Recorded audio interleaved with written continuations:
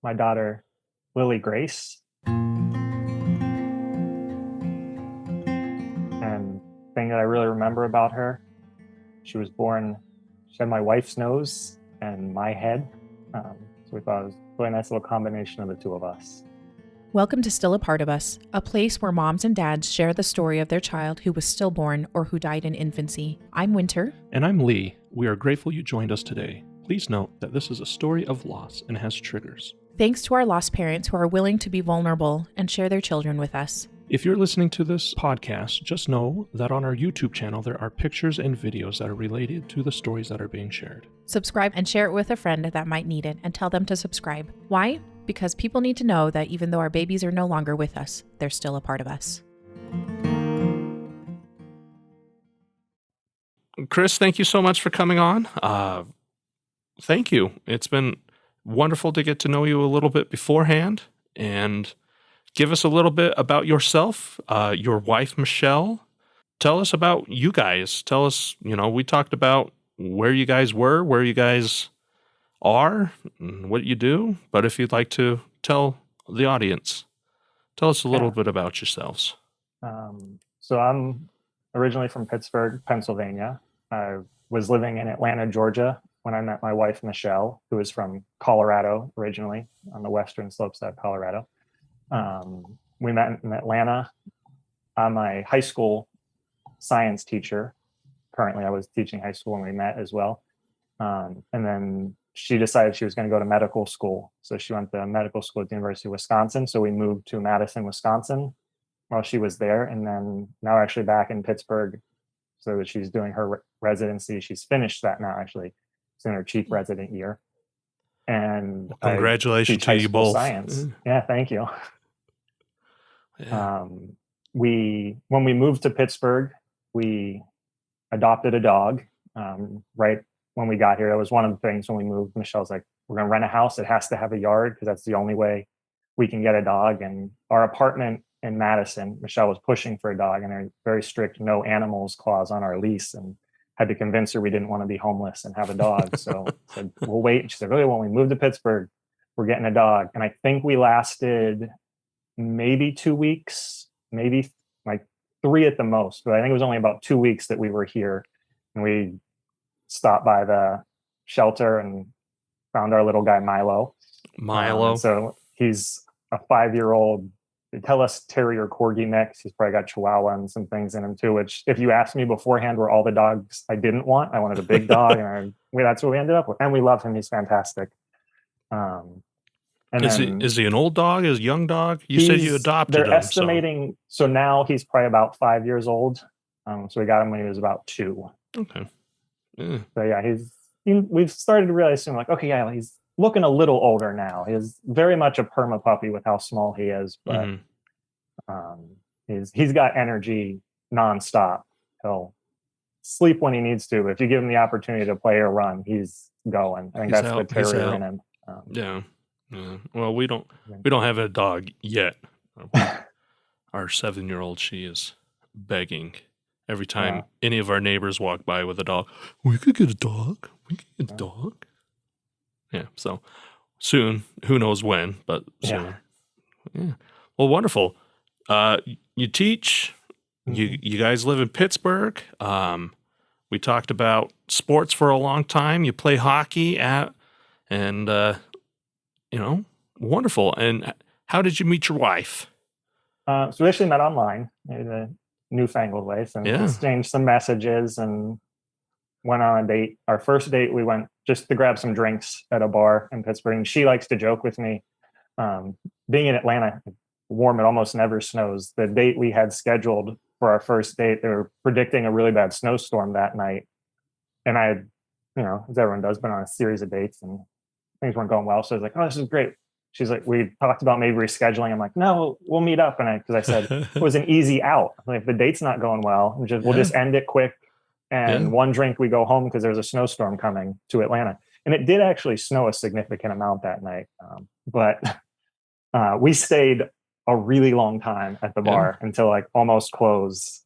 We made it home fine. There was no snow at that point yet. But so she likes to joke with me that like I had an out. I keep telling her, said, well, I didn't take it. Before I met Winter, my favorite dates were the lunchtime dates. Mm-hmm. Because you could have the power lunch 20 minutes in. If it sucks, get out. So Yeah. if you have an out, it's a great thing.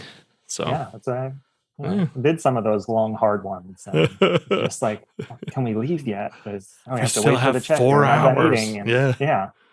So yeah, no, hers was a good one. We stayed a really long time and had a great conversation. Sounds Things like you went from guys there, hit it so. off the bat, right off.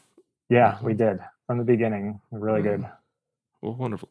And how long ago was that? And then when did you guys make it permanent? Yeah, so that would have been like January, February of 2014. We got married in July of 2016. Okay. Yeah. We had a really nice wedding in just outside of Denver, Colorado. Well, good. Yeah. Wonderful. And then let's talk about, is Lily, your daughter Lily, is she your first child, or? She is. Lily is our first. Yeah.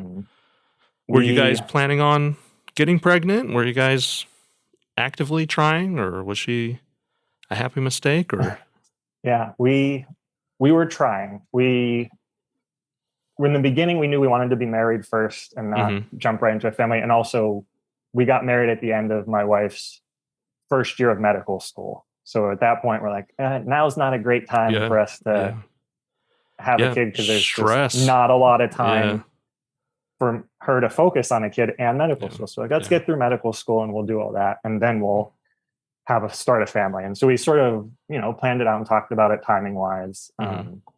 And with my wife going through medical school and me being a teacher, we're both very planners. We're good at planning things out. So we had lots of conversations about is this the right time, or is this the right time? We realized there's never a right time. Yeah. But we were just sort of looking for an appropriate, this seems like a time where we're going to make it work now.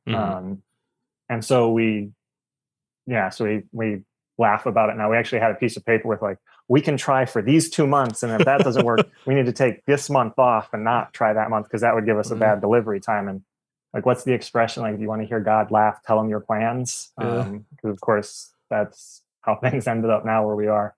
But so we decided we were going to try have our first kid. And again, with everything going on, her being in residency, she had to do an away rotation, where she was going to be 3 hours or so away from me living in Pittsburgh and her living out there for a month and a half or something like that. So okay, we can try before you leave, and that's going to be really hard because you're going to be gone, and we'll see what happens. And so the first month we were trying, and then we're like, oh, guess it didn't work. And then try again, and she went out, and that was all we had. She went out to her away rotation, and she says, just I just wasn't feeling the same. And she's like, so I took a pregnancy test, and our thing is, I was like, oh, I want to be there if possible, and I wasn't. And she's like, I didn't really think it was going to be. And then she took a pregnancy test, and sure enough, she said instantly it turned. You're supposed to wait all this time. And so she told me, she was like, hey, guess what? I'm pregnant. She had a nice she came back and told me in person. She brought me some candies with Post-it notes that said "eat up," so I'm not the only one getting a belly. So she brought a bunch of my favorite candies and stuff like that with those, and that's how she told me. I could kind of tell something was up when she got home that day. She had them in the car, and she's like, I have to get something, and she was acting weird. So I'm like, something's going on. And so when she got them, I started flipping through. I real quick started picking up I think this is, and it was really nice. So you flipping through the post notes, and you either figure they're poisoned or something else is right. And something else is and I just look at her. I'm so excited. I'm what, really? It happened? I'm like, wow, that's great. And we're really excited. We went out with her coming home that weekend. We sort of already planned to go out for dinner and stuff, because we hadn't seen each other in a couple weeks. Yeah, in I think 2 weeks. So we went out to dinner and we're celebrating and all that. And then she was went back away for her rotation. And this, I don't remember all the details, but again, she was feeling like some pains or something. And so she Mhm. went to the hospital there because she was afraid for her. She's like, oh, I was afraid it was an ectopic pregnancy. Oh yeah. So like I wanted to go get it checked out and see if that might be the case. So she went and had an ultrasound. And so when they did the ultrasound, it turned out that we were like 2 months into this pregnancy. So when the first month passed and we thought we weren't pregnant, we actually were. You were, yeah. And so we, got lucky in sort of that sense that like, oh, first time we tried it. Okay. And we know that's not always the case for a lot of people. So fortunate there. And it was one of those things where I'm like, oh, like this is actually nice. Like we sort of skipped the first month of pregnancy. Like now we're 2 months in instead of just 1 month in, and which was good and bad because then it was like, oh no, like what did I miss? Well, I'm not ready to be this far into pregnancy. And yeah, when they go from that big to that big. Yeah, right. Yeah. And I mean, I think we were good in that, like we were trying, so Michelle wasn't doing anything that was like we were worried about, oh no, we were like we didn't get pregnant and you got drunk 27 times or something like that. So we didn't have to worry about those sorts of things. It was just sort of nice to be like, okay, like, hey, we're an extra month ahead in this pregnancy, and sort of got to be excited. And because we were at that point, we're like, okay, like, well, we're not going to tell anybody till 12 weeks or whenever you're supposed to do. Like, oh, look at that, we're 4 weeks closer to, we don't have to keep this secret for that much longer. And looking at your family in the eyes, knowing that you can't tell them, what's the matter? And then, Chris, what's the matter? Something. And my family is always my family was not pushers, maybe minus my one sister, and she was appropriate. She had kids, and my other sister wasn't married at the time and no kids, and we had no kids, and we've been married for 5 years. And so she's like, like it'd be really nice if my kids had a niece or a nephew. And we're like, well, it's going to be really hard to keep her from her. And she's always understanding and never really, but mean about it or super push, but like to make those sort of jokes and comments. And we said, right, when the time's right, and so like, okay, that's 4 less weeks we have to wait. And it's like, okay, when we get to 12 weeks, we'll be able to tell everybody. And so, really excited, and started to do like, ordered some books and to like read through. And I got a couple books that are like dad specific. So I could see like, okay, what's my role supposed to be? Because it was one of those things I'm like, okay, like things are different for her, but I'm like, I didn't feel different. Like I was excited, but I was like, well, nothing happened to me. Like I'm the same that I was. Like I can still go have a beer. I can still eat sushi or whatever. All these things she can't do. Eat all the deli meat raw. Yeah, all the deli. There's so many rules, and so I was tried to be very supportive. Like, well, I won't do this if you don't want. She was wonderful, and she's like, no, there's no reason you should stop. And that was great. But yeah, so we like got to that point. There's just like a lot of excitement and holding our breath for like, when can we tell everybody? And so then time's going by, and we're I get to go to the OB with her and like hear the heartbeat for the first time. Now, quick question. Yeah. What year was this? This was last year. So this would have been 2021. 21, like March, April. Okay. So early 21. Okay. So sort of on the tail end of the craziness of the pandemic. Yeah. But not out of the pandemic. Yeah, not there out were of the still pandemic. A lot of things we had to be careful about, and going to the, like, luckily I could go with her to OB appointments, but I had to have my mask on and things like that. And I know other people who were earlier than us that wasn't always, they weren't always as fortunate. They were like, nope, mom only and nobody else. So right at the tail end of the pandemic there is when this all started for us. So I got to go. You got to go to the appointments. You got to hear the appointment, hear the heartbeat for the first time, which is really exciting. And I feel like at times I felt like stupid during the process. I'm sure everybody has the same thing. Like I'm a guy, I'm a science teacher. I feel like I know science pretty well. And then like you hear that heartbeat and it's so fast. And I was like took me back a second. And I was like, well, that can't be like 150 beats per minute. That's really good. And I was like, oh, okay. And all these things I just don't know that.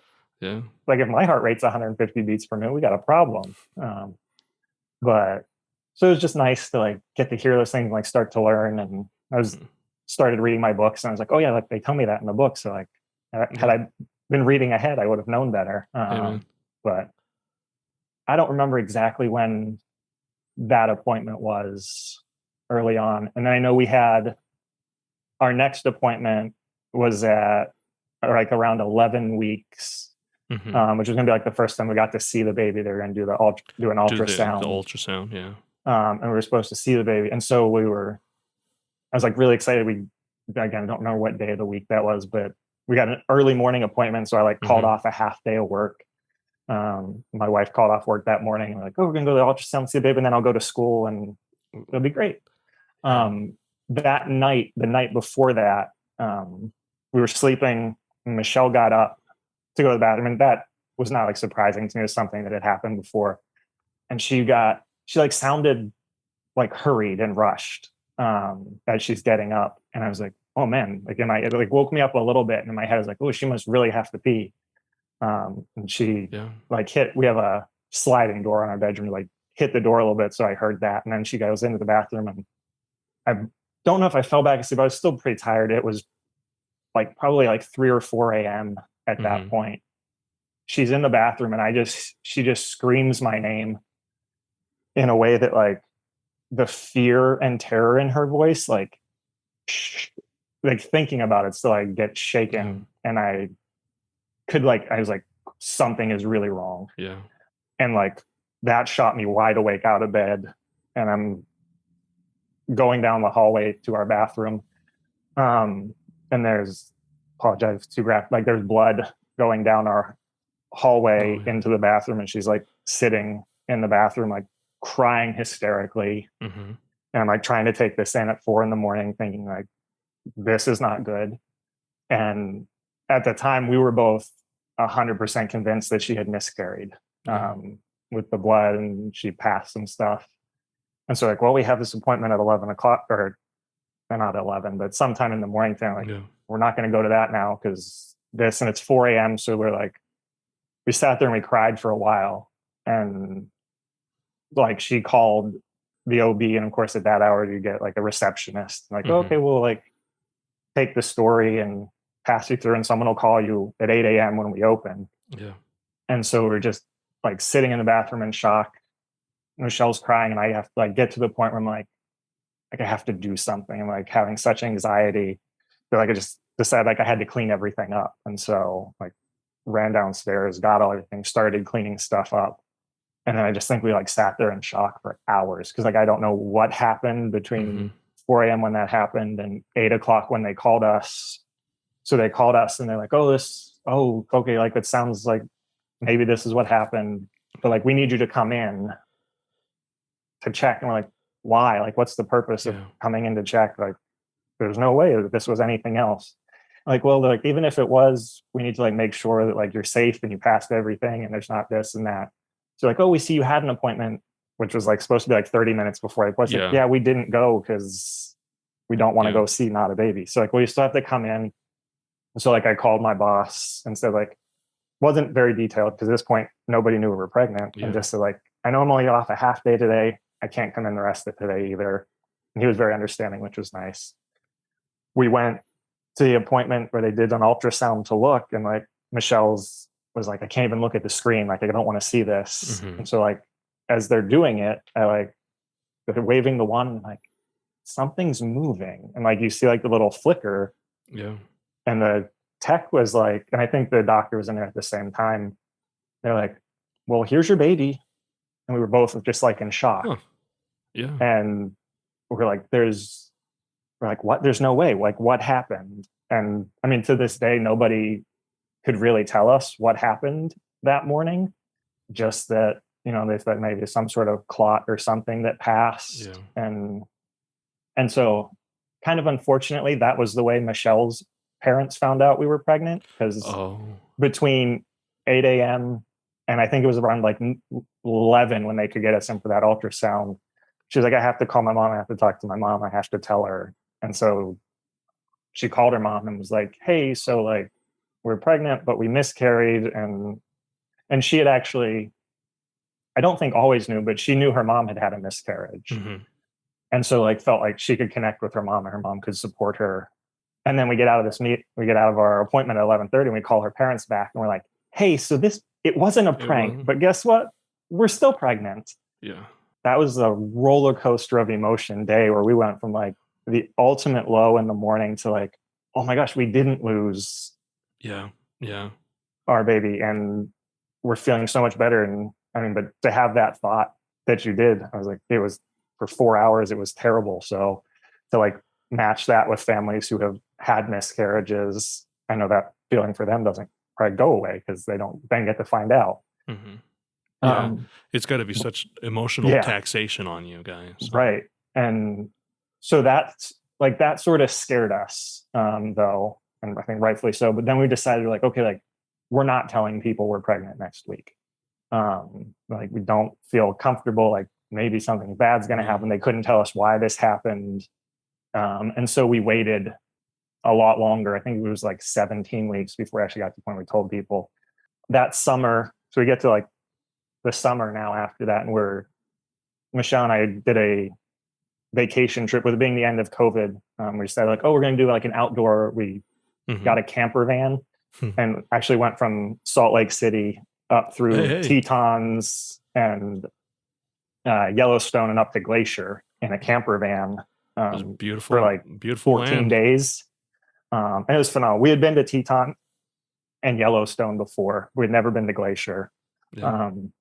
And so it was really nice, really like beautiful. And we're like, oh, this is like our baby's first vacation with us. Yeah. And we're like, you know, trying to connect. And we still had that fear in the back of our minds afterwards. We're trying to connect. And that's, we decided like, oh, we bought like a little baby onesie that said, guess what on it. And we were at the lake at Glacier with the mountains in the background and like hung that up and took a picture of it. And decided like we made that our like Facebook official post. We took when we got back, we decided we were going to tell immediate family and stuff. And we took that onesie and put it in a little box. And it was just after, maybe we took before, I don't, now my days are wrong. Right? It was just after Mother's Day when we told like my family and the rest of her everybody family around there. And so we sort of wrapped up the onesie as a Mother's Day gift and gave it to all the different moms in my family. And so when they opened it and saw the onesie, we're like, guess what? We're pregnant. And so that was kind of fun and really nice at the time to go through that. And the Facebook posts, you know, everybody offered a lot of congratulations, which is nice and exciting. And like, I think those moments like took away a little bit from what had happened at 11 weeks. And like, okay, like we can be a little more excited and sort of start to get into that. And so then we get to our 20-week ultrasound, which is a big one. We do all the growth measurements and that big anatomy scan. And so really excited. You know, now we get to really see the baby and all the parts. And we had decided ahead of time, we're like, we want to be surprised. I think originally that was Michelle's idea, and she convinced me a little bit. And I was like, okay, yeah, actually, like that might be fun. And then my same sister, who was one to tell us, like, you guys should have a baby. When she found out we were pregnant, she was literally jumping up and down. And then her very next question is, are you going to have a boy or a girl? And at that point, it was too early to tell. But when we told her, our response was, well, we're not going to find out. She's like, what? What do you mean you're not going to find out? How do I know what to get you guys? And it was kind of funny for her emotions to flip so much. And in a loving way, she's like, I was like, you just have to buy gender neutral things. But for her to get upset about that. But we get to the 20-week sound and they ask, you know, like, do you want to know? Because we'll tell you when to look away and all those sorts of things. So like, yeah, we don't want to know. And so we started to do all that and stuff there. And they're doing measurements and looking at the screen. And some of it I could tell. They're like, oh yeah, like this is a hand and this is the leg. And like, yeah, I can see that. And then they're like, this is this. And I'm like, yeah, sure, if you say so. Sure. You get paid the big bucks for I'm this. like, great. If that's what you mark down and everybody's going to believe you, okay, I'll believe you too. But there's some like, you know, I'm like looking at the screen, there's all these different things going on. They're labeling things and there's like stuff in the corner. And I'm like, oh, there's like little numbers that like give you like weeks and days on measurements. And at that point, we're like at our 20 weeks about, and I sort of noticed like that the numbers next to the W weren't 20 or close to 20.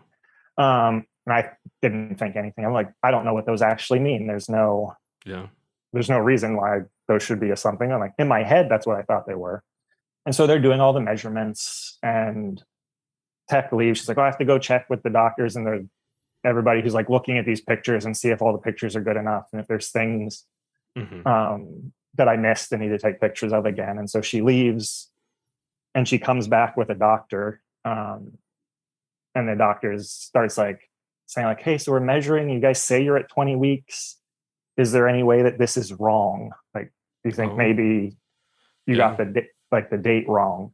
And we're like, no, like we already had like a ultrasound at 8 weeks when we thought we were ectopic that dated us 8 weeks. So like, we're pretty sure about the date. And she's like, okay, so in that case, like things are really bad. Your baby's 20 weeks, but only measuring like 17 weeks, I think is what it was. They're like, we're in like the 2 percentile or the 3 percentile. And it was a really bad experience because I didn't feel like the way the doctor was telling us things was helpful. Or like didn't seem very caring to be like telling us that like this is bad. I'm like, can you say that in a way that makes it sound like you care a little bit? Like you're just like stating some facts. And so we were both a little like turned off about that and also very upset. They're like, we just found out things could be very bad. And like we're even told like there's a chance your baby won't make it without like, well, what do we do and anything like that. So we had to like we get scheduled with MFM, maternal fetal medicine, and like they talked to us. And that was the next day or the same day. I can't even remember dates and things from that point, but it was not that far from the day of that scan. That initial anatomy scan. Yeah, that initial anatomy scan that we met with MFM for them to talk us through things. And, you know, like we went there and met with a different doctor and they told us pretty much the same things, but said it in a way that like we felt better about it. So I'm like, oh, like you can deliver the same news and get a different outcome. Like we still didn't feel super positive, but they did give us some information, things like, you know, like, well, it's early. If your baby continues along the curve, even if it's only 3%, then you're fine. You're just going to have a very small baby when it's born and things won't be a problem. And they're like, we just don't know. And I guess also we had, I don't remember when we did this, and I forgot to talk about it on timeline, with the bleed and stuff earlier, and they did some other tests around that 11, 12, or they did some blood tests and things. There were possibilities, like a high marker for Down syndrome possibility and something else. So then we had a genetic scan and everything came back normal in the genetic scan and stuff. So like that was another just like a temporary scare. But so they had some of those markers early to also give us information about the growth restriction. Like, okay, so like it's not Down syndrome or it's not dwarfism or whatever these other things might be, because we've already ruled those out with this stuff. And so they pretty much told us at that point, like, you know, like the only thing we can do is wait until 3 or 4 weeks when we can do a second scan and see, like, is your baby just growing slowly on a curve, but like staying on the curve, or are they falling off and have growth restriction? Because they even told us like it's really rare comparatively to have growth restriction before 20 weeks. So like, you know, like maybe it's just small. And so we waited in, it was somewhere between 23 and 24 weeks that we got our next scan at that point. Went to the ultrasound, had the ultrasound tech run things, and, you know, looking at the screen again, different room, same screen, seeing the numbers on the side. I'm like, okay, yeah, well, they told us 17 weeks and those are the numbers I'm seeing. Now I can see. And so we're at 23 weeks and now the numbers are coming up like upper 18, lower 19 weeks. And like Michelle and I both just like feel terrible watching this. And the tech is doing the scans and they're like, okay, like they can't tell us anything. Yeah. they're not a doctor, they're not allowed, and just doing the measurements. And I'm sitting there just like, I don't even know what to do or say or watch this, and like trying to hold it together Yeah. as we go through watching that. And they're like, okay, like that was a late in the day appointment. I think we were like the last appointment in for the ultrasound that day. And they told us like, okay, like the doctors will look at these and then they'll call you and let you know. Mm-hmm. So you're like, okay. So we're thinking like, okay, we're going to go back home. We're just going to have to like sit until we get a phone call. We hadn't even made it like out of the parking garage, and Michelle's phone rings and it's her OB, and they were like, hey, you guys should go to triage at the hospital, and we'll get you into triage and we're going to talk to you there. So like you're falling apart at this point. I mean, we're like, well, that can't be good. And so we get to triage and meet with maternal fetal medicine doctor there. And they're like, you know, like they're falling more off the curve now. We're like 1% or below, even. I don't know if we're even on the scale. And so they're like, you know, like this is not good. And they sort of start to go through things, and like, you know, like they had us meet with a couple different doctors, and I can't remember. My wife will be upset. I always get NICU and PICU mixed up, and I don't know which one is. I think NICU is for like just born babies, and PICU is the later ones. Or if I have that reversed, I apologize. But we met with those doctors who sort of told us like the baby's really small. They're not going to make it to term. Like it's just not an option anymore. They're telling us. And they're telling us like we have to decide at what point we're ready to deliver. At this point, again, like we're not 24 weeks. And so like at that point, like they're like, you know, like if we delivered that day, they wouldn't even do like resuscitation. Yeah. So like, well, okay, we're not delivering today. Then like that can't be an option, because otherwise then we're just saying that like, okay, this baby is 23 weeks old, is either going to live on their own or suffer until they die. Like that's not an option. You know, like they talked to us about like, we have like, do you want to consider abortion? And like, if you do, you have to consider that very quickly, because after this point we can't anymore. And they're just sort of like throwing all these things at us and like make these decisions, and like my head is spinning. I really okay, I knew as a parent I was gonna have to make decisions for my kid. I was not expecting at 23 weeks to like be making life and death decisions for my child. And I was like, I had read the parenting books at that point. Like, these are the things to expect. Like, it never talks about them. Like, how do you make these decisions? Like, what are you supposed to do? And so at that point, like that night, we just decided, and they even said like, well, like, okay, like we could do monitoring, and like Michelle could stay at the hospital and they could monitor her pretty much like 24/7 until the baby shows signs of distress, and then they could deliver. But again, they were telling us things like, you know, like your baby's so far behind that even after 24 weeks, when we do resuscitation, like they may be too small and we won't be able to intubate them and do these things.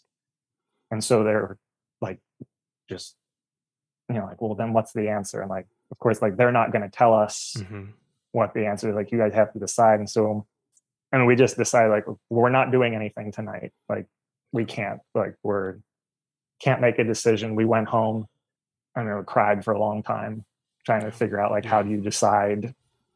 Yeah, how do you decide the fate of your child? Right. Like, how do we decide at what point we think, like, what's best for our child at this point? And like, this kid we haven't officially met yet, and we have to decide like what's best for them in terms of will they live or won't they live? And it felt like no matter what decision we made, it was going to be the wrong one. And like, okay, like, and so we're like, ultimately we looked at it in terms of like, okay, how can we not make our child suffer? And so we're like, okay, like if they're at least, hopefully, if they're still in the womb, there's less suffering. I don't know if that's true or not, but to the less, like, that's what we believe. Like, okay, if they're in the world, the world is a harsh place. They're going to be hooked up to machines and whatever. And we feel like maybe that's suffering. And then they're going to struggle to breathe because they have to breathe air and they have to do all these things that maybe their body's just not ready to do. On their own. And so like we did some research and we looked at articles about like at what age do growth restricted babies have like the best chance at survival, like how early can they be born and like have any shot at survival with like some functionality. And like we're like, Yeah. don't know, like there's probably going to be limitations. We were fine with that, but we, again, that idea of just like being hooked up to a machine their entire life, like that wasn't the right decision for us. Yeah. And so we tried to decide like, okay, like, well, based on some literature, because again, both of us being science people, like we want data, like we want something to base this on. And we, of course, went with our emotions and our feelings as well. You can't ignore those at that point.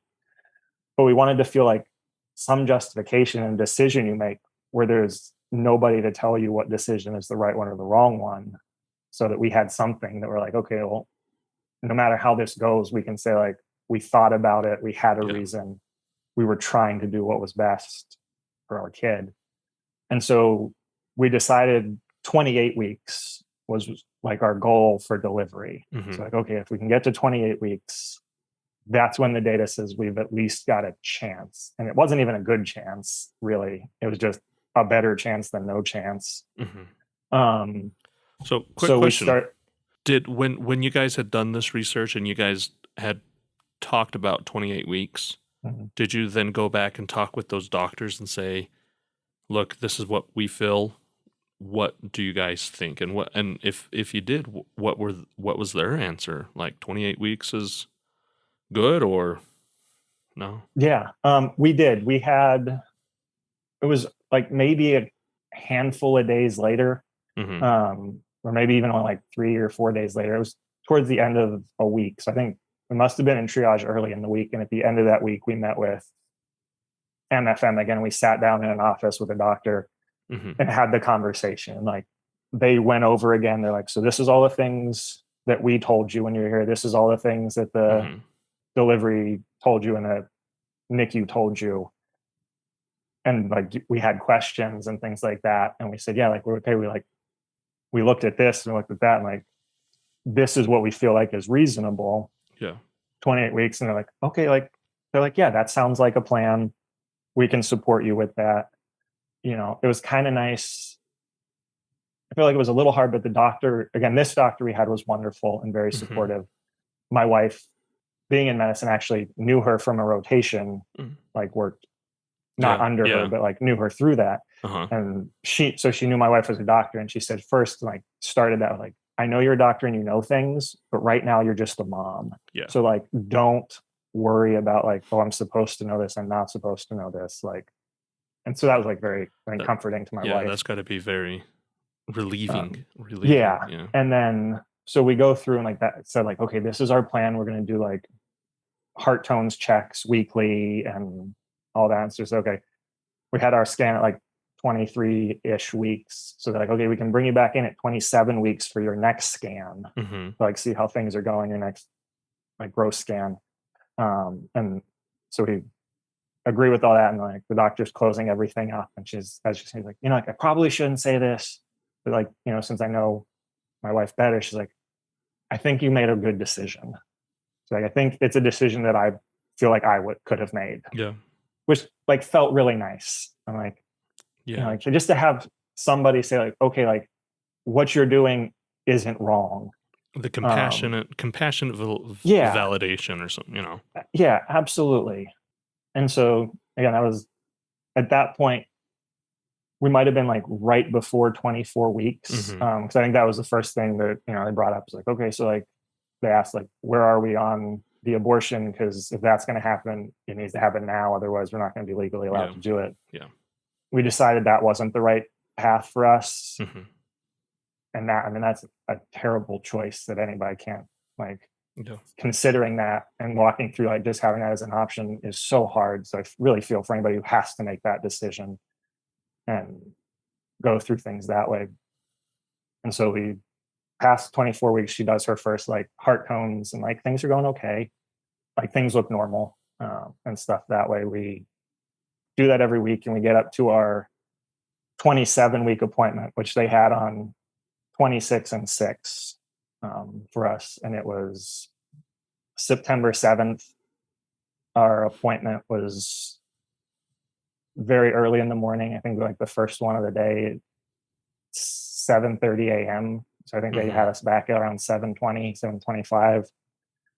They had us back, they had Michelle up on the chair, put the gel on, like, oh, it's early, it's cold. Like that's their go-to every time in the morning. Sorry, it's cold, it's first thing in the morning. And the tech starts to do the measurements. And at this point, we've been in a handful of ultrasound scans, and like I feel like I had gotten really good at like, oh, there's the heartbeat. You can see like the flash in the beginning, you can see the movement. And I start to like just move the wand around. There's nothing there. The picture is still. And so like the tech, like I think it sort of like tell her like panic in this moment, because of course she knows. And so she like measures an arm and like measures a leg real quick. And she like tells us, she's like, I think that's all I need. Let me go check with the doctor. And so she like hurries out, and Michelle and I look at each other and we're just like, there was no heartbeat. Like the baby wasn't moving. And so like we already knew. We had seen enough. Like we had been there enough times to know, like, that's not what our baby did, and that's not how the ultrasounds looked. And so she comes back with one of the MFM doctors who we had met with and knew, and who was lovely and was so kind and caring. Of course, like breaks the news to us that we had sort of already knew. And just, I think as best, like she did it the best way she could. Like we were like very supported by her, and like it was nice because like you could tell like it bothered her too.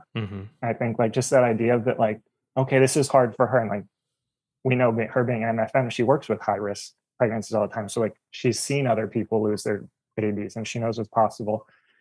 And so it was still like, it was comforting. I mean, it was the worst moment ever in the grand scheme of things, but like to find, looking back on it now and afterwards, like to find those like, okay, like this was nice. Like it was a nice to have somebody care about us in a moment that like we were both just destroyed. They let us stay in that room for a little bit and then asked us like, like, would you like to be somewhere else for a little bit? And they're like, like talked us through, like, you have to decide. Now we had to make more decisions about like, when are we going to deliver? How do we want to deliver? And all those other sorts of things, which I don't know, like the rug gets pulled out from you under you. And then you're like, and now you have to make some decisions. It sort of is unfair. Not that it's any of their fault, but it's like, no. Here you are just swimming in loss and sorrow, and you're sort of expected to either make a decision now or postpone it for, you could postpone it a day, 2, 3, but you're still right. Like we're still gonna have to go there. And that's what they told us. They're like, like you can deliver now, you can like go home and just be with each other for a while, and then whenever you're ready, come back. And so they took us to just like a room to just have like some chairs in it and let us sit there and talk about it for a while. And they brought us some water. And again, with this being like through COVID, they're very nice. Like, you guys take your masks off, like don't cry into masks and things like that. And but like put us in a room where you sit and cry and like trying to figure out like, what are we supposed to do? Told Michelle, I said, like, I'll give you my opinion, but ultimately I feel like it was her choice. And like, it's, you have to go through this. So if you feel like it's better for you to go through a delivery now, let's do it now. If you feel like you need to wait, then let's wait. On that one, was pretty like, she's like, I think we need to do it now.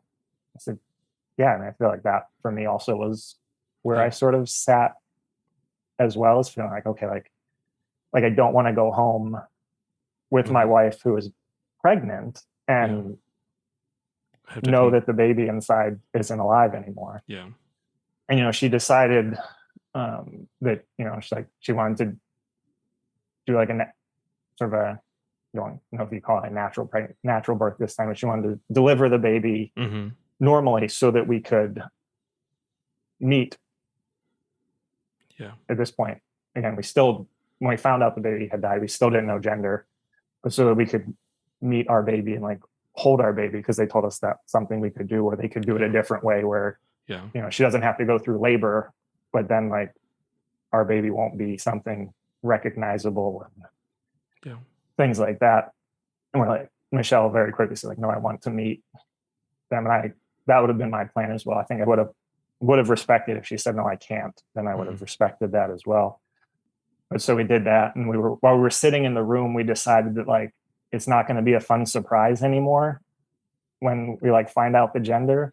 And so because of some of the genetic testing we had done earlier, like Michelle had the answer on her phone the whole time as to whether we were having a boy or a girl, and never looked at it. And so we looked at it at that point and found out we were having a daughter, which was like, again, like a happy, like, oh, we're having a daughter who isn't alive anymore. So it was like you get these moments of like happiness moments that like come in, and then you get taken over by the sadness again through it. So we're in that room and they're like, okay, like we've got your delivery room ready for you upstairs. So they sent us upstairs. And then unfortunately we thought it was more ready than it was, or they thought it was more ready than it was. We had to sit in the like waiting room of triage for, I don't know how long. Like that point in time wasn't passing well. We sat there and like other pregnant women came in and sat in seats next to us with like their overnight bags, and which just felt terrible. Like we're seeing them come in, and was really hard on us. And they got us back into the room, got Michelle situated. We met our nurse, who was wonderful. We absolutely loved, who made a terrible experience bearable, which was, kind of nice. At some point while we were sitting in the room downstairs, I know I texted my boss, and I just texted, not coming in today, will call you later. At that point, he knew that we were pregnant. I started the school year. I told him that, hey, my wife and I are pregnant. I was going to tell you the start of the school year. And he was real quick, like, congratulations. And I was like, yeah, unfortunately, it's not going well. And then he changed. I was like, oh, I'm so sorry. And he was wonderful and supportive. He's like, whatever you need to do, like, you take care of that first. We'll take care of this here. So my bosses at school have been very supportive through the process. That's very good to hear. We called our parents while we were in that room and told them what happened. We get upstairs into the room. At this point, timing wise, I don't know. It's the afternoon at some point, like 1 o'clock. I don't know. But so we get in the room, they get us set up, and the nurse is talking with Michelle. There's another nurse who came in and asked me some questions. And again, at this point, like everything's just spinning and a whirlwind of things. And people asking me questions about like, oh, do you want this? Do you want that? And like, I don't know the answers to any of these things. So I don't, and luckily in my head, I was just like, just say yes. And then if they bring it and we don't want it, then we'll change our mind. Which turned out to be wonderful accident on my part there. Because we got things that I was like, oh, it's really good we had this. I didn't even know what this was. And now it's available to us. And so then they told Michelle, like, okay, well, we can start the induction. We can do this. And she hadn't eaten because we had a 7 a.m. appointment. She's like, oh, I'm going to do this appointment. I'll eat when I get home. And so I'm like, oh, do you want to eat first? So then like we were like, sure. Because she hadn't eaten. So I went out and got us some food, brought it back. We ate it. And then they gave her a bunch of medications to like start the labor and stuff that made her very sick. And then she threw up everything she had just eaten. So like, well, that was a waste for her. At least I got to eat. At that point, again, one of those moments where I felt stupid, but I asked, like, we were there and they're like, okay, this could take hours or even a day or something for you to fully get dilated in this process. So I'm like, okay, well, we were only supposed to be here for like an hour this morning. We're only at 26 and 6 on our timeline. I don't even know what am I supposed to bring to a delivery? Like I hadn't gotten that far in the parenting books. Yeah. So I felt really stupid having to ask the nurse, like, what do people usually bring? And so like driving home to get those things, again, with being COVID, we were in the office. Michelle had a lucky situation that like we're in a hospital where she had worked as part of her residency. And so one of her friends, who's also a doctor, came in, I'm not saying any names so nobody gets in any trouble, but she came in as a friend and like snuck in the doctor way and could sit with Michelle while I was gone, so that Michelle wasn't alone. And she had come, like she even put her scrubs on and all her official stuff. So like the nurse came in at one point and later said like, just thought that was one of our doctors who came in that she didn't know and was like, oh, your doctor is here. And we told her, she's like, I don't care. But it was nice for her to sit. And I was like, that is very nice. Yeah. Like I went home, on the way home, I called my dad and I said, hey, can you come like meet me at our house, pick up the dog? Cause I don't want to leave the hospital again. Like, so my dad came out and got the dog for us and they kept the dog at their place for a couple of days, got all the things, went back to the hospital. Now, I do have a quick question. Yeah. Does her parents still live? You mentioned that she was from Denver. Does her parents still live in the Denver area, Colorado? Yeah, her parents are living in Denver. So she's actually from like Montrose, which is like 5 hours west of Denver. But her parents moved to Denver and they live in the Denver area still at this point. So they didn't come because we're like, okay, it's COVID. Like, we knew the rules were. I was the only one that was allowed to be there with her. You get one guest and that's it. And like, so we had told my parents that we're like, you know, like we can't have anybody come. So like, if you can take the dog, that would be really helpful. Like that's what we need. Okay. I wasn't quite sure what the rules and regulations were at that time. Like, you know. So that was that's where we understood the rules and regulations to be. And so we didn't ask them to come out. We just, you know, we told them, we said, we'll update you when we can deliver when we can and with what we can. So then like the rest of that is just a world. I'm like, I don't even know what we did. I mean, Michelle was going through the process of getting ready to deliver. And I guess I just sat there and watched her for hours. You know, we spent some time because they had a board set up like, oh, do you know a name or things like that? And we, without knowing our gender, we hadn't decided on a name yet. We had some options and we went through our list and we're like, very incorrectly at the time, but I think worked out in our favor. We had names that we thought of for a girl and we were like, oh, like we don't want to use those now. It's like, this is the wrong thought. I know in my head now, that's the wrong thing. But we thought like, oh, I don't want to like waste this name when like, we like it. We want to be able to say it. Yeah. And we hadn't been through this. Nobody told us we were going through this. We didn't know how wrong we were going to be about names and things like that. Nobody's judging you. So yeah. But Michelle had brought up, she's like, you know, I had this moment. And she's like, I vividly remember, I was like in our bedroom folding laundry.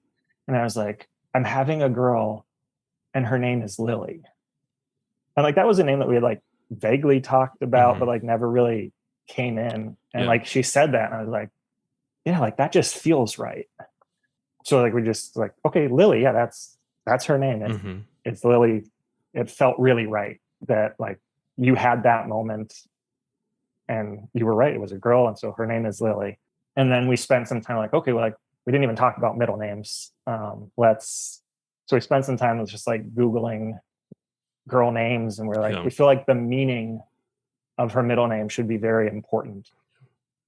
And so we were looking at names and their meanings. And I was like, and we decided like, oh, like, what about a name that means like grace or something like that? And I was just like, why not? What about Grace? just Grace? Why not just Grace? Like, let's just hit the nail on the head with that one. And then we're like, Lily Grace. Yeah, that sounds really good. That is a beautiful name.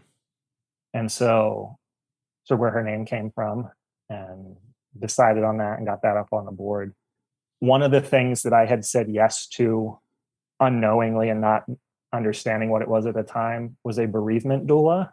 And she had come in at some point that evening, I guess we're probably at evening now, and introduced herself. And she's like, so I tried to get here sooner. I was with another family. And it's like, I'm yours now. Here's my phone number. You call me, you text me, whatever you want. I'm here for you, just whatever you guys need. And I was like, okay. I was like, at that point, like still like very confused as to what her purpose exactly? was, or Yeah. just this woman came in. And so it was, she had come in, she had stopped in a couple more times when it got night. She said, I'm going home now, but you can text me at any time, whatever you need. And it's like, okay. And we like, I didn't, because I felt weird. I'm like, I don't Yeah. know you. I don't know what I'm supposed to text you about. Yeah. And so they checked, like kept checking Michelle's dilation and things. In the beginning, like was very slow. And so we were waiting, and they're like, okay, well, you can get the nerve block, whatever The spinal tap or an whatever the epidural. yeah, the epidural. That's Yeah. it. I'm blanking on it. Thank you. Yeah. So like you can get the epidural whenever you're ready. Like just let us know. We'll have someone Mhm. come in and minister. She's like, okay. And like at that point, she was very minimally dilated. And she's like, well, I don't feel like I don't need it yet. It's not bad. And Yeah. they came back and she barely changed again. She's like, okay. So she's like, little times passed and she's like really in pain. And so she's like, no, I need to be strong and I need to like, she's like, I don't want to be weak and I need to Yeah. wait and all this. And I'm like, what are you waiting for? I'm like, there's just get it. It's, I understand, like we're both not Yeah. thinking straight, obviously. Yeah. And so when we finally, she gets it and then they come back and she was almost fully dilated. So we're like, well, that's why you were in so much pain, because you went from nothing to, Yeah. so you were worried about being weak and here you are way too strong than you need to be. And so they tried to do some pushing at that point. And again, like we were going to do birthing classes and stuff like that, but we thought we had a lot more time. Yeah. And so like, okay, we're not ready yet. We'll come back in a couple hours. And they tried again. I think there's like some like first try might have been like 10 or so at night. And then they came back at midnight. And then they're like, why don't you guys try and get some sleep? We'll come back at like 6 a.m. And so then, I'm sleeping on a bench and Michelle's in her chair hooked up to everything. And I did fall asleep, and it's been a crazy day. I don't know. Yeah. There was times where Michelle fell asleep through the day as well, I Yeah. think with the medication and stuff. And she had some naps. They came back in and I was like, oh, it's 6 a.m. already. It wasn't. I guess they came back in early. They were monitoring her with stuff. And they're like, okay, we're going to try to push now. And so did the pushing, and like, it's baby's coming, keep pushing. And at that point, again, time is a blur, but I don't think when they came in that long that it took very long pushing at that point. And I think I got, just by accident, had my phone in my pocket and the baby was born. And Michelle had asked me to like play some music while she's pushing. So I had my phone out with the music on, and they're like, oh, your baby's born. And so it just popped in my head like, oh, let's take a screenshot of my phone at the time the baby was born. So it was 4:15 a.m. on September 8th that Lily Grace was born, and cleaned her up and let mom hold her.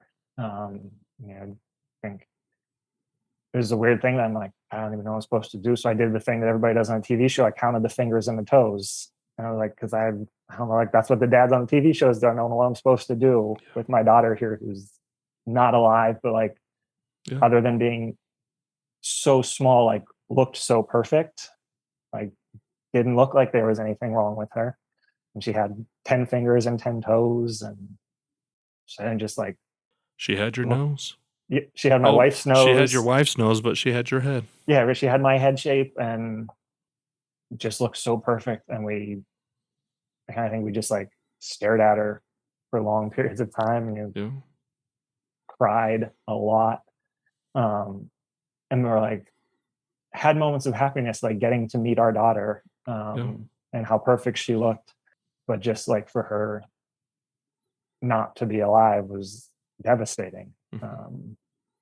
So then our nurse, who was wonderful, like changed her schedule so that she could come back, and she was with us the next day and helped us through things. And that's that next morning, pretty early, I think around like 7 a.m. or so, our bereavement doula showed up, and where I learned how wonderful bereavement doulas are. And she's like, came in and was very kind and caring and met our daughter. And then she's like, well, what do you guys want to do with her? And I was like, what do we want to do with her? Like it's wasn't even a thought that crossed my mind. I was like, we've just been staring at her for like the past throughout. She's like, oh, like, and gave us this whole list of things that like we could do with our daughter. Mm-hmm. And it felt really hard, but it felt really nice. Like, Yeah. oh, like we can actually do something. Yeah. Like we can parent her and we can like spend some time with our daughter and rather than just staring at her. So she had asked us some questions, and we, because things had been looking bad for so long, we like tried to protect ourselves, and we're like, Mm-hmm. we didn't do a baby shower because we're like, we weren't ready for that at the time. And we like didn't think about too many things for her because like our goal was for her to be alive. And we just wanted to get to that point. Yeah. And so she, she's asking like, oh, what did you want for your baby? It felt bad that we were like, I don't know, we didn't think about that because all we wanted was for her to be alive. Yeah. Like that's as far as we could get. But we did come around and we're like, okay, well, like when we were thinking about a baby shower, my sister was planning it for us. One of the things Michelle wanted was for everybody to bring up their favorite like book from their childhood so that we could build a library for our baby and we could read to our baby. And so she's like, that's great. I'm going to go get some books. Are there any books in particular? Like, what was your favorite book? And so we listed off like 2 or 3 of the books that like we remembered, and like Goodnight Moon and I'll Love You Forever, and a couple other ones like Where the Wild Things Are. And she's like, okay, and I'll bring some other ones. And she comes back with all these books for us a little bit later. She came back with a terrible towel. She's like, this is a Pittsburgh baby. It needs to have the Steelers terrible towel, and it needs to do that. And so she like literally went out and came back, and she had bought all these things for us, like for Lily. And we read Lily books. You got to spend time with your daughter. Yeah, and spend time with her, which was like wonderful. And like at the time, very like so hard to like read her a book. And like we were supposed to do this every night, and this is now the only time I'm going to do this. Yeah. But like looking back on it, like thank we did that. Like I have a lot of memories now of like things I did with my daughter. And, like it will never be enough, right? Like it was, but it's better than like had I said no to a bereavement doula, my memory been I stared at my daughter, which would have still been wonderful. But it's nice that I had those experiences. She asked me, she's like, do you want to dance with your daughter? And I was like, that seems weird. Yeah. But like, yeah, I do. Yeah. And so Michelle picked a song on her phone, Haven by We Banjo 3. It's a bluegrass band that Michelle and I both really like and is special to us. And it's a really beautiful song. Like the chorus, like, let me be your haven, let me be your light. Just like really fitting and like really beautiful for me to dance with my daughter to that. And I mean, I bawled through the entire thing because I was like, I feel like I always wanted a daughter. So like I've been a really good dad to a girl. I have 2 sisters. I feel like my dad is a really good dad to my sisters. I feel like I'm a lot like my dad. So I feel like he's a great dad to me too. So I don't feel like I wouldn't have been a bad boy dad, but I just feel like, I've had that moment. I'm dancing with my daughter, and like I was supposed to be able to like do this at her wedding and all these things. And that's my only dance with her. But in retrospect, I'm like, I had to dance with her. Like at least I got to dance with my daughter, which is really beautiful. Like I think that's my favorite memory of the day was the dance that I got to share with her. We played music for her, like we played a bunch of our other favorite songs and shared music with her. We told her about ourselves, like who we were as her parents.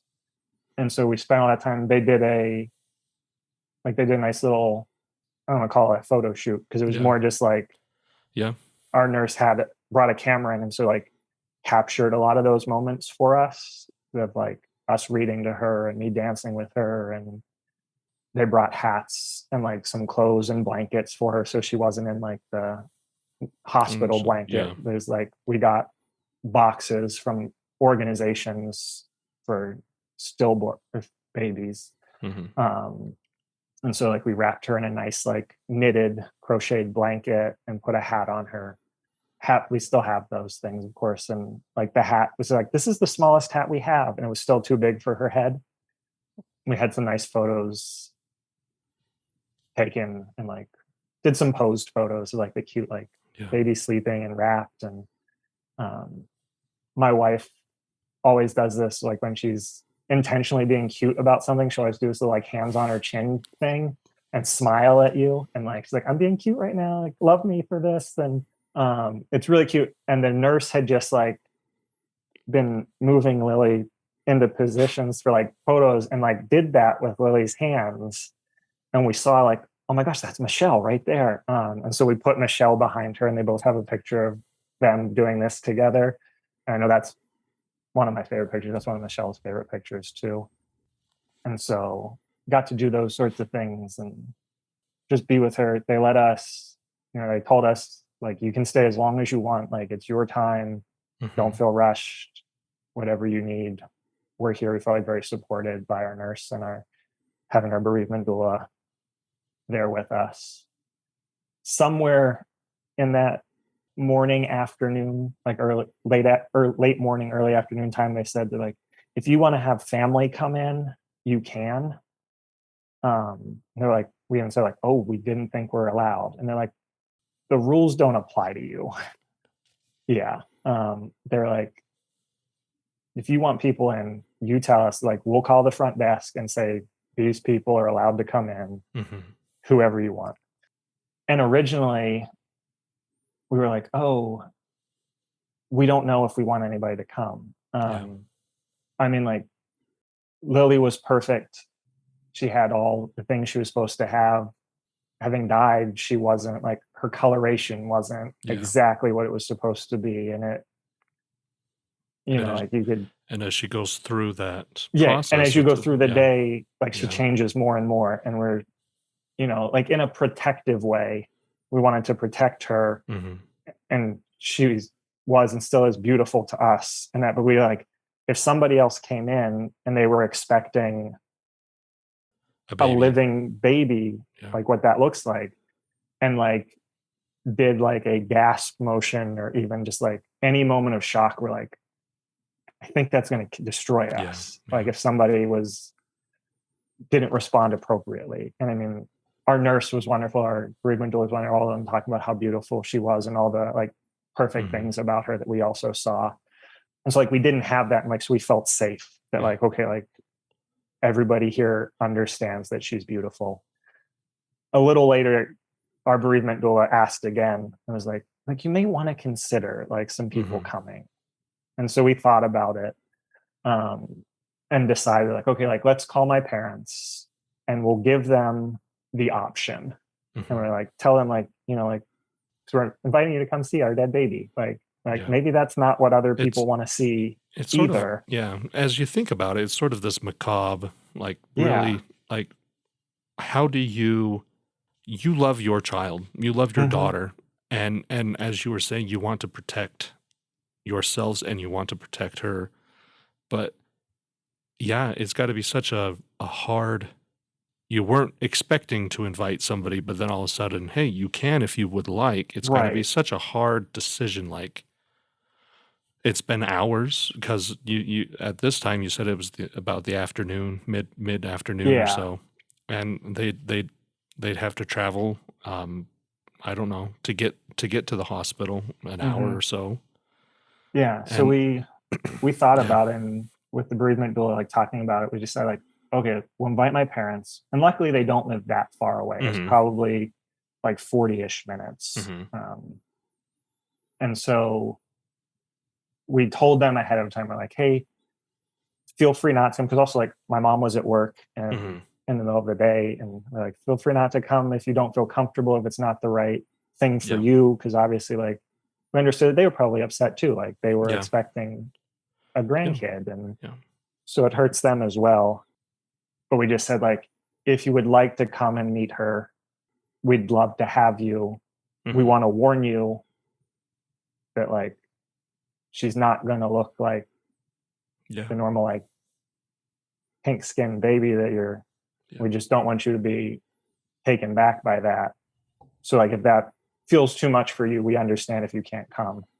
And texted them that, because at this point we're like, can't even, like, I can't say these things to somebody. So like, sent the text, had it very thought out, and probably texted it nicer than I just reiterated it here. But, and like, very quickly got a response from my dad, who was like, yeah, I would love to come and meet her. He's like, your mom's at work, but let me try and get in touch with her. And as soon as I hear from her, I'll let you know. And then my mom texted very quickly right after that. She's like, I'm leaving work. We'll be there as soon as we can. Which also felt kind of nice, like, to see my parents just like drop everything. This is family. Like, this is family. So right. This is family. Like, okay, like they care, and we felt very supported. I mean, I think like that's one thing that, like, immediately, like, after you find out your kid dies, you feel very alone. Like, it feels very isolating and very just like there's nobody else. And so I'm sure like the delay in my mom's message was probably her running to whoever she had to tell that, like, I'm leaving for the rest of the day. Bye. And just, so then, they got there. I think they probably got there at like 3 or 4 in the afternoon. Ken met Lily, and they got to hold her. And they stayed for a little bit, but then, like, it was hard for them too. And I think they were very appropriate. Like, like, we'll stay if you want, but like, we also want to give you guys your space. And if you need anything, let us know. And so they left. And after they left, we were like, that was actually kind of nice. So then my sisters, who also live in the area, were like, let's text them and see if they want to come. My one sister, youngest, I'm the oldest, and middle sister. My youngest sister was unfortunately out of town. She was driving back with her fiance. They were visiting his family, and they were out of town. They were driving back, and she's like, we're still 6 hours from home. We've been in the car for 6 hours already. And they're like, we're probably not going to make it. Sorry, wish we could. And very nice. My other sister immediately responded like, yes, I'm leaving my house right now. And so she came up and met Lily as well, and got to hold her and meet her. And I think, like, I feel like in hindsight, we probably could have invited more people. And because it's really nice that, like, my parents met her and my sister met her. In hindsight, I feel like it would have been better if more people could have met her, because they could have shared that with us. And I feel like she would be more real to them if they got to meet her as well. And I think we still would have, in hindsight, been very selective of who we invited, but it was nice to have people meet her and see. And my family was wonderful, and like, did not react negatively, and also thought she was beautiful and perfect. And I didn't mention, like, she was tiny. She was 1 pound 1 ounce. She was 11 1/4 inches. She was tiny, which makes her like even cuter and more adorable. She's just petite. Yeah. She was very small. So then my sister was there. Our bereavement doula went out and got us sandwiches for dinner. She's like, you guys need to eat. So she brought those back with us. She sounds like a wonderful woman. She was phenomenal. I cannot say enough good things about her through this process. And like, that was the most fortunate random answer I've ever given in my life, I think, where I was just like, said yes without knowing what it was. And I'm so glad I did, because she gave us so much more that we never would have had she not been there for us. And she has done wonderful things for us after that day as well. Like, she didn't stop that day. So then we ate dinner. We were sitting with Lily and, like, trying to decide, okay, what do we do? Like, what's the next step? Because they had asked us several times throughout the day, like, what do you want to do with her? And like, that's never a thought you have when you're pregnant. Like, do I want to bury my child? Do I want to cremate my child? And like, how do you even, like, you're not supposed to think about those things, right? Yeah, Like no. you're not supposed to bury your kids. That's not supposed to be a conversation you ever have to have. And so like we spent some time looking. They gave us like a lot of information and options and things. So like by the evening, we're like, I guess we should look at this. We also, the things they had in there, they had like some like scripture verses and songs and things that like for memorial or Mhm. whatever. And so Yeah. we decided to do like our own little memorial that evening for her, just the two of us. And we read her the scriptures and we played some of the songs for her on our phone. Because again, with it still being COVID, Yeah. we're like having like an actual funeral. We weren't sure how we felt about Yeah. that, for COVID reasons, and also for like, just that feeling of like, how do you invite people to a dead baby's funeral? Like that just felt too hard for us to do. And so we decided like, we're just going to do her memorial here with her.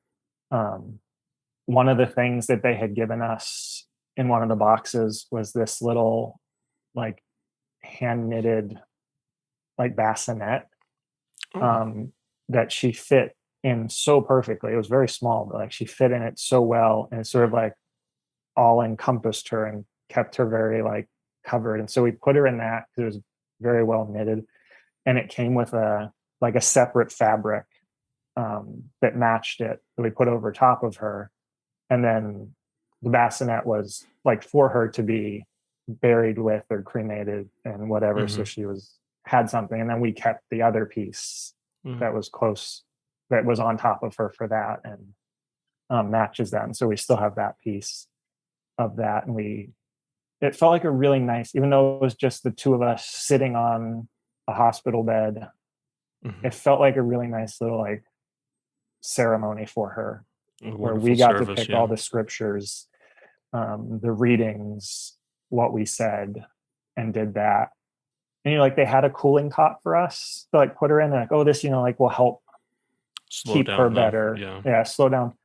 But it's really hard because we didn't want to put her down. So like she wasn't in it for maybe more than 10 minutes while we ate dinner the entire day, and a couple like pictures were taken with her in it. But otherwise, I'm like, I don't want to put her down, like knowing that like I'm not gonna get to hold her. Yeah. This is all the time we will ever have. Yeah. And so it was starting to get late, and we were just like watching her, like start to change, which was hard. I mean, she was still beautiful and still perfect, but you could tell like she was changing. And so we decided that like we didn't want to put her through that as well.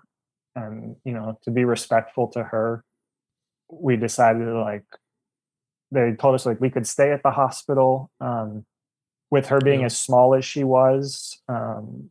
Like Michelle recovered very easily from delivery, and they told her like, you can go home if you want. So they gave us the option of going home. And with it getting late, we sort of decided like, we feel like that's the best. We didn't want to sleep in the hospital and not have her with us. Yeah. And we didn't want to keep her with us because we felt like it, to be respectful to her and to honor her. And we wanted to remember her as perfect as she was. So we decided that night we were going to say our goodbyes to her, and we had done the ceremony. One of the options was that the hospital would take care of the cremation. They had a local funeral home that did cremation for babies, and that would keep all the ashes.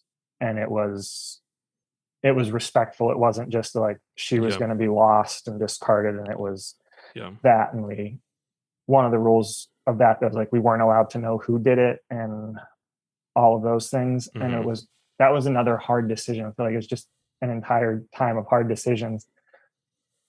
But we just felt like maybe that would have been easier for us, because then we didn't have to plan everything else out, and we didn't have to make more decisions. So we did that, and when we decided we were going to leave, they Michelle had to get checked out before she could leave and Mm-hmm. sign out. And so after that happened, when she was cleared to go, they told us that they could take Lily or that we could walk Lily down to where they were keeping her until she would go to the funeral home. They were going to do an autopsy and stuff to see if there was reasons for things. And so they do that and then take her to the funeral home. So we decided we wanted to walk her down and keep her in her little knitted bassinet that she was in. They offered to let us take that, and we decided, like, no, we want her in that and buried with that. We have the other piece. And we put her in a room and said our goodbyes one last time, and I turned around and walked away, which is the hardest thing to do. Like knowing that was the last time we were ever going to see her outside of like the pictures that had been taken.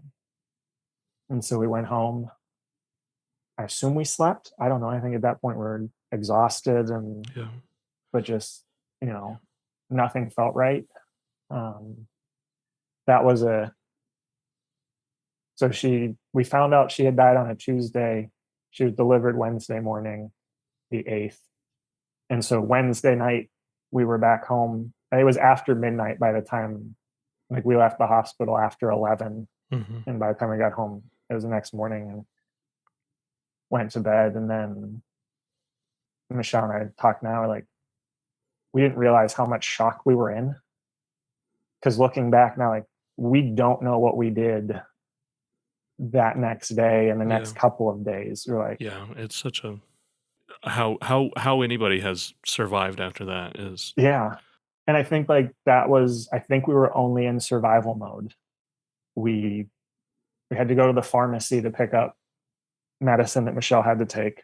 And so we left the house to go to the pharmacy, which is just down the street from us. And that felt so overwhelming.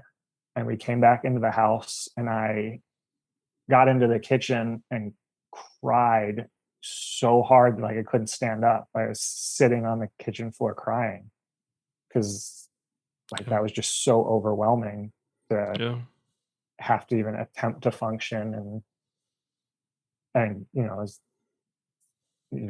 just realizing all the things that have happened and trying to piece everything together as you go through that. And then we talked about, like, what did we do? We sit on the couch, like, maybe we watch TV. Like, I don't know if we put the TV on. Like, I feel like it didn't feel right to watch TV, but then we stare at the wall for hours or I mean, and thank God we had very supportive friends and family. Like Michelle's friends who she works with, when we got home, had a giant box. They had gone to Target and put together a care package for her of, like, these are all the things you need after labor. And we didn't even know what those things were because we hadn't gotten that far. So they had taken care of all that for her. We had friends offer to, like, hey, let us bring you food. And I don't know, like, I've always, like, you've heard, like, oh, this meal train is going around for this family. And like, I can sign up for a meal train and I can cook them a meal. I'm like, I never felt like that was a very big thing. And I was like, I guess, but I don't feel it's helpful. I don't think we would have eaten. Now, like, you know how helpful it is. Now we know how helpful a meal train is. Like, I will never not sign up for a meal train. And I will realize that, like, that's actually a huge thing. Because I don't think we would have eaten. Because, like, the thought of cooking food or going to get food or, like, even making a decision about, like, what food do we want seemed like too much. And so, like, when food showed up, we're like, we can eat this. So I mean, that's so helpful. Looking at that now, I'm like, oh, like, okay, the times that we did do that was actually very impactful for that family. And, like, meant more that it seemed like from my end of sending food to somebody. And it's such a weird, because, like, as you said, in the past, it's just like, sure, I guess I'll cook something. But then when you need it, it is just the minor insignificant things that you think are just like, sure, I'll cook a casserole, I guess. It means so much to people who are in the depths of despair. It really, like, survival after the loss of a child. I can't even remember what I did. There were Yeah. some things that I became obsessive about, like finding. We buried our son, but having to go to the city to get the plot. After that, I had nothing else to do, to live for, and it was just like, Yeah. what do you do? I have no clue. I have no clue. So, yeah. Yeah. It was, I think like survival is the word. Like it was like, that was the most I could do was, and I think if people weren't helping me, I don't know, right? Like, how do Yeah. you survive after Yeah. that? Like it's a very like dark place Mm-hmm. of sadness there where just, if my daughter's not here, what's the Yeah. point? Like, Yeah. and so like, again, like that's where the family and the friends and really important and really helpful Yeah. to get through that. You said that you had family and friends supporting you. Did you guys have, I don't know, how best to say this? Like, did you have constant support? Like, somebody come pretty much check on you every day, every morning, every. Some people came by. Michelle didn't really want to see people. Mm-hmm. Like she, Understandable. Yeah. yeah, like that wasn't like she couldn't hold, like it was too hard to hold it together and just like try to Mm-hmm. talk and see people.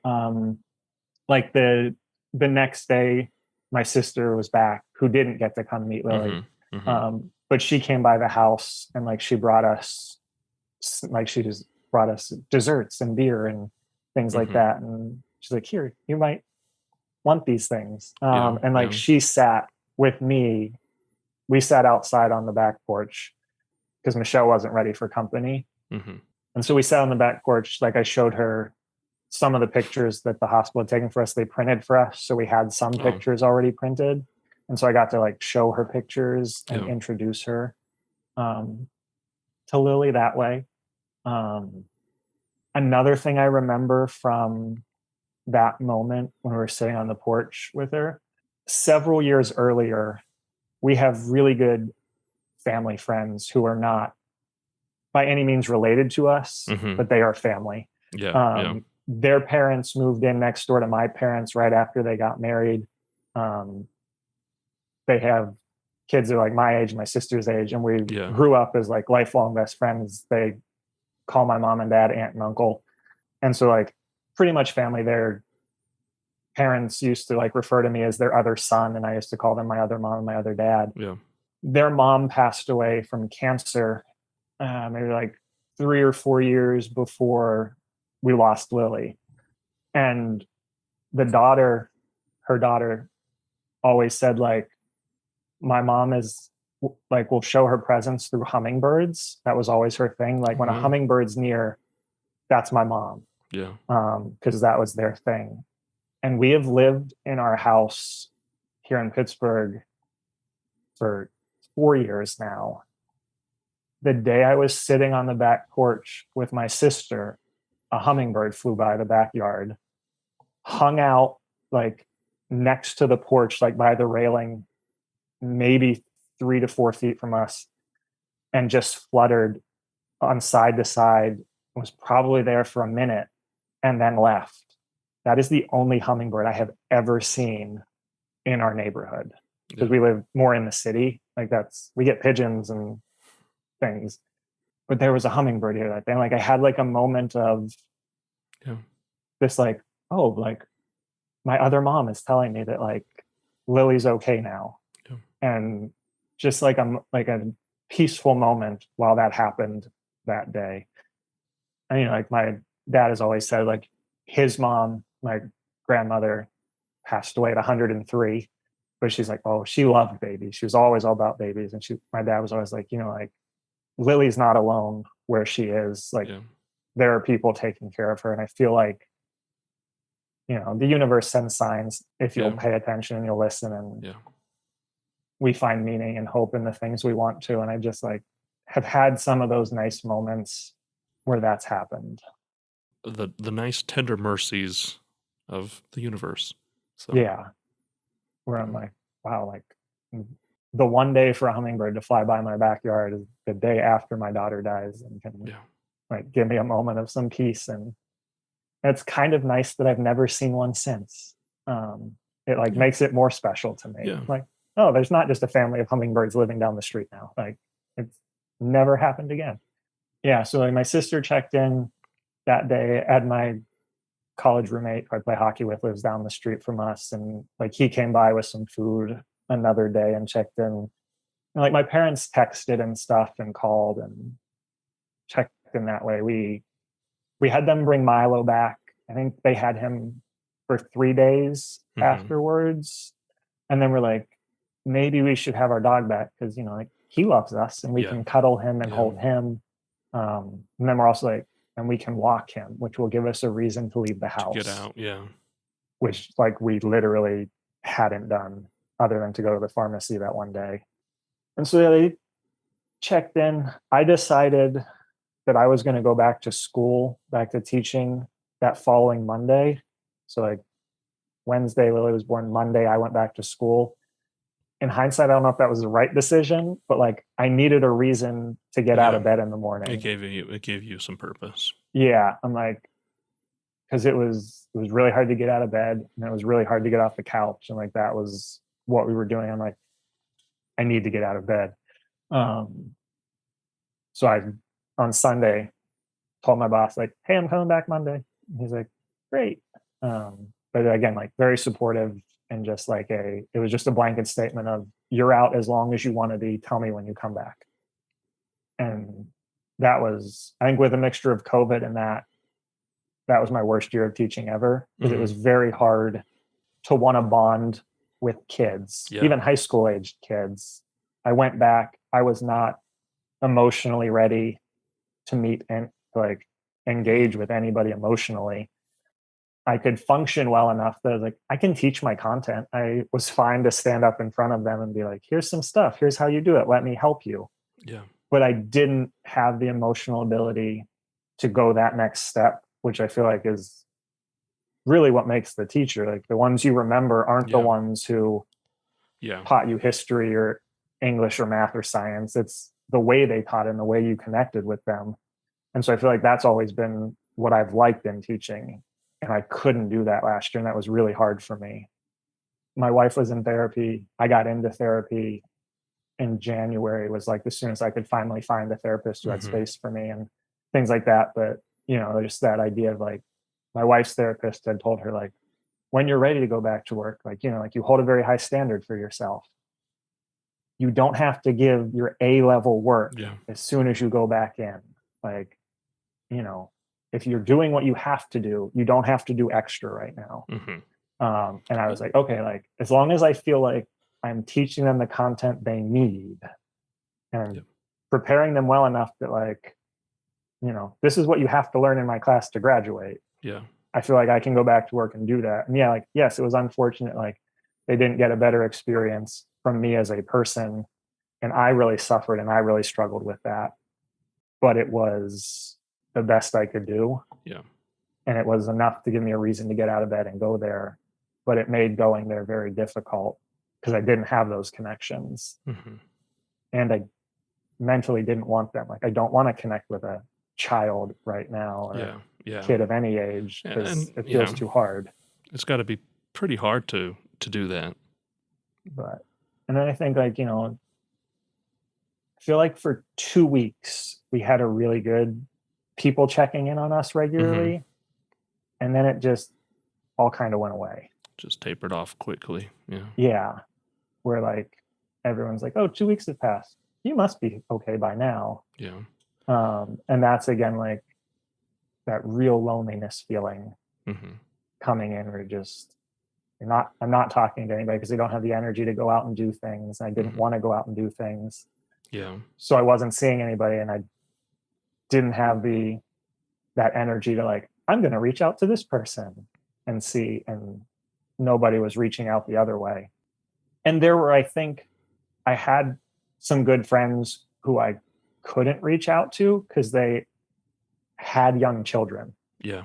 And I was like, especially the ones who like had kids born about that the same time as Lily, or like she was supposed to be due in December. I had a friend who was also pregnant. He's like, oh my gosh, I'm due like 2 weeks after you. I couldn't talk to those people Yeah. like that. I'm like, I feel like if I reached out, or if I, in the beginning, I was more responsive to them, maybe they would have been there better, being Yeah. the friends that they were. Yeah. But I didn't give them anything because I couldn't. I'm like, I can't talk to you because you have the thing I don't, and Yeah. that kills me. And it's no fault. It's no fault of yours or fault of theirs. It's Right. just Yeah. what it is. It's Right. It's and yeah. And like people- it hurt because I'm Yeah. like, I feel like I want them to be there for me. Mhm. And like, I can't go see them, but like, Yeah. I'd like them to reach out. But I think on the same aspect, I think they probably understand like, hey, I have a kid. Yeah. You don't have a kid anymore. We already talked about like, oh, our kids will be the same age. They can hang out. Mhm. And I don't know. And some of those people I still haven't talked to. And it's been over a year now. Yeah. Which is hard. It's hard. Yeah. So But I'm sorry. we did find support. One of the things that was in all the information they gave us were some like support groups. Mhm. And so again, with it being COVID, everything was virtual. But we found a really nice support group that has people all over the country Mhm. that has joined that we could attend. And then we found a local one in Pittsburgh that is smaller. There's less people in there, but that we go to as well and really feel supported by. Yeah. And Yeah. you know, And they're locals. They're locals. Yeah. They're here. They've all had loss, stillbirth through like early loss after delivery. And it's just nice that like, you know, that like, okay, they know what we went through. We know what they went through. You don't have to like tiptoe around them. Yeah. And like when you go through this, like you get some dark, twisted thoughts that you're like, I just can't say this to a person who doesn't know. Yeah. But somebody who went through it, they'll understand this. And like, so you can, and it's like nice to be able to channel feelings that way, where you don't have to like watch what you say or how you say it. Like they understand that you're saying this with the appropriate feelings behind it, even if it may not sound like it. Yeah. Yeah. And so those have been wonderful and very helpful, as has being in therapy and talking through everything and dealing with things that way. And as time has passed, there have been a lot of hard things. You get those triggers, the things that remind you. It was having therapy, like, okay, like what might happen and how would I deal with that, has made it easier if you're like prepared for it. Like anything, if you're prepared, it's not as hard to get through versus when something comes out of nowhere. I feel like it hits a lot harder. It's a lot harder for me to not be as upset. Whereas if I'm ready for things, it really hurts. Yeah. Well, it really, like when you were saying, having that little bit of preparation before you are able to steel yourself, or at least have a strategy, like how you're going to cope with it. We found out, like the day we found out that our son died is the day before his birth. And we didn't realize that the 22nd of July is just as crappy as the 23rd of July. And not crappy, but just emotionally. Yeah. It's just as emotionally. And our first year or two, we didn't really understand that. And now we say, okay, you know, we have to, my wife takes the 22nd off, the 23rd off. We just block out and just say, look, it's going to be hard for us these days. That's it. Easter time is just horrible for me. Just everybody talking about, oh, you know, new life and springtime and everything. And it's just hard for me. So I have to emotionally cope. Like, hey, you know, springtime's going to be emotionally taxing. Emotionally, it's going to drain you. So going in prepped, as you were talking about, so it's not blindsiding you. Yeah, it's still hard, but I'm at least able to deal with it, sort of. So Right. yeah, Like when you know the gut punch is coming, you can prepare for it and doesn't hit as bad as Yeah. when it blindsides you. yeah. As you're still laying on the ground, Yeah, right. You're wheezing, at least getting you kicked knew. when you're down. Yeah, But you're like, okay, yeah, I recoil a little bit. It won't yeah, hurt as bad. But yeah. Chris, thank you so much for coming and telling us about your wonderful daughter Lily. It has been a pleasure to connect with you over just a terrible situation. Your daughter is a wonderful person who has blessed you, but how it has happened is just a sad, and I'm sorry. So, but Thank you. thank you for coming, and thank you for sharing her with us. Yeah, no, and I appreciate the opportunity. As we were getting ready for this, Michelle and I were talking, we realized that like a lot of people don't know her full story Mm-hmm. because we either weren't ready to share it early on or they haven't asked. And now that, so I think we're really excited for this to be able to share this Yeah. with people so that they can, understand our journey and get to know Lily a little better. Yeah. And hopefully this will open up some doors for maybe some of those people we haven't talked to in a while for Yeah, us to reconnect. So and some healing. yes. Yeah, some healing between those relationships. So Yeah. well, So thank we you so thank you for much. that. Yeah. Well, thank you.